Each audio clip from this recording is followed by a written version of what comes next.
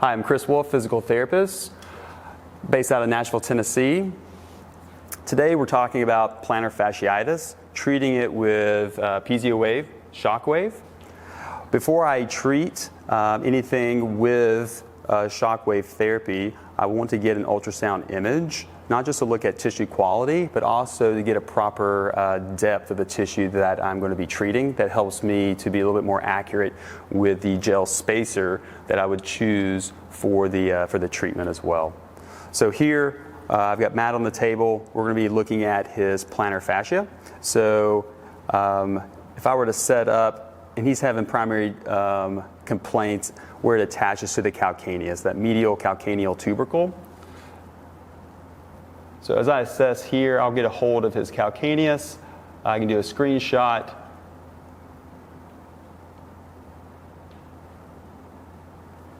Then I'll actually measure the depth that I need to go in order to actually address and treat that plantar fascia and that attachment. Right now he's at a 1.28 centimeters right on the calcaneal tubercle. So from there, that'll help me select my gel pad.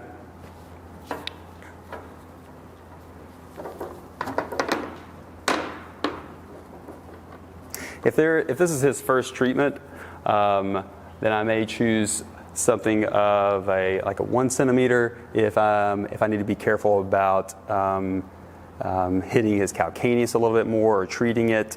Since he's at a 1.23, I may go to the 15 millimeter or the 1.5 centimeter. Then I'll set up the focal.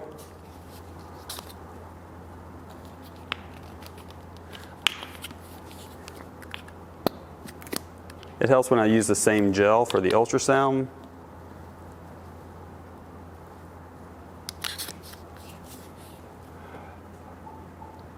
For today, I'm going to be setting him at a 4 hertz. Again, if this is his first treatment, I typically will start at that range, and then I can progress that through additional treatments as I need to.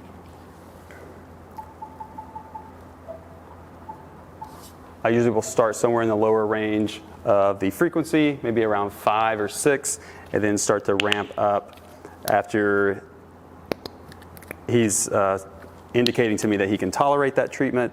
I want to keep him right at around, again, a 5 out of 10 discomfort, making sure that I'm reproducing that discomfort for him. I'm on the correct area, holding the correct angle as well. I can treat plantar fascia in a prone position, or I can treat it on his back. Right now, since I just ultrasounded typically in a prone positioning, I'll stay with keeping him in the prone position. Okay.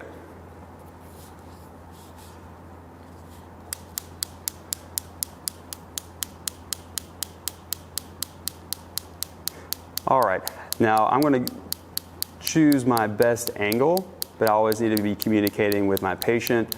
Does that recreate that discomfort that you're feeling on that medial calcaneal tubercle? Now I've already assessed that through maybe a palpation. How you doing there, Matt? Okay. Okay. So he's telling me it's like a 5 out of 10. If that starts to desensitize or become less painful, or if you feel like I move off of that location that really represents your discomfort, then let me know that so I can change my angle or my location. And usually I'm moving maybe just by a couple millimeters to the left, right, up and down, just toggling the focal handle here just barely, just so I can just recreate that discomfort for him.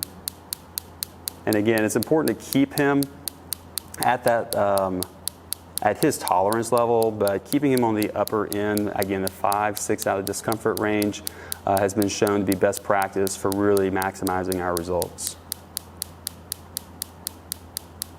Okay. So I would run Matt through the full treatment. This being his first time, probably giving him 4,000 impulses. Following that, then I would probably put him on his back, reassess, again, that attachment support is plantar fascia. I would also go through putting it on stretch like I did in the assessment piece on the table or in a standing position, just trying to see can I recreate the same discomfort that he had before. Then I would need to go into some form of a loading program based off kind of where he's at on his recovery right now. Matt, go ahead and flip over to your back for me. Okay, slide toward me just a little bit. Great. I'll have you bend this knee. We'll slide that one out of the way. All right, so the same ankle here again. If I wanted to see actually how he tolerated the treatment for the first round, I could do it through a palpation. I could also strum through his entire plantar fascia when it's on slack, when it's under some tension as well. Most of the time, most people are going to complain about that medial tubercle, that location, so I could do a comparison before and after. Putting in some slight dorsiflexion and actually assessing, again, an unweighted windlass mechanism where I'm pushing up onto his first ray to see can I tension that plantar fascia where it's going to naturally pull on it. An assessment, but also to see how flexible it is or does it recreate his discomfort.